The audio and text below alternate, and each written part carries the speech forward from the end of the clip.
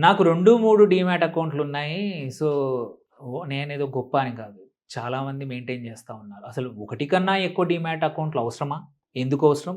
నష్టాలేంటి? లాభాలేంటి? క్విక్‌గా తెలుసుకుందాం. ఒకటికి మించి డీమ్యాట్ ఎక్కువగా ఉంటే మీరు స్మార్ట్ ఇన్వెస్టర్ ఏం కాదు. కొన్నిసార్లు అడ్వాంటేజ్ కావచ్చు. But most of the time మనం నష్టపోతా ఉంటాం. పోర్ట్‌ఫోలియో ట్రాక్ చేయడం కష్టమవుతుంది. మల్టిపుల్ డీమ్యాట్ అకౌంట్స్ ఉండడం వల్ల. నష్టాలెక్కడో, లాభాలెక్కడో తెలీదు. ఏ స్టాక్ ఎక్కడుందో తెలీదు. డూప్లికేషన్ అయ్యే అవకాశాలున్నాయి. So, at the same time AMC maintenance charges కూడా యాన్యువల్ మెయింటెనెన్స్ చార్జెస్ కూడా ఉంటాయి.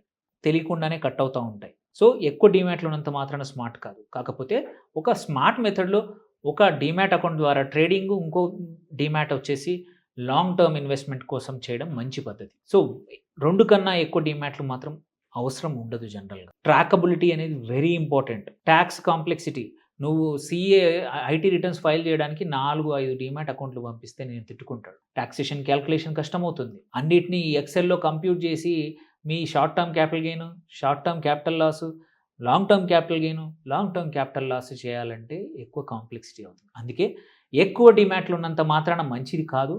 స్మార్ట్‌గా 1 లేక 2 మాత్రమే మంచిది. అంతకన్నా ఎక్కువ ఉంటే మాత్రం లా ఆఫ్ డిమినిషింగ్ అనేది కిక్ అవుతుంది. మీ టైం వేస్ట్ అవుతుంది. పోర్ట్‌ఫోలియో ట్రాక్ అవ్వదు. ఖర్చులు అనవసరంగా పెరిగిపోతాయి. హోప్‌ఫుల్లీ ఈ వీడియో మీకు హెల్ప్ చేసిందనుకుంటా. నలుగురికి షేర్ చేయండి. Thank you for watching. Doctor Anil Kumar Bachu.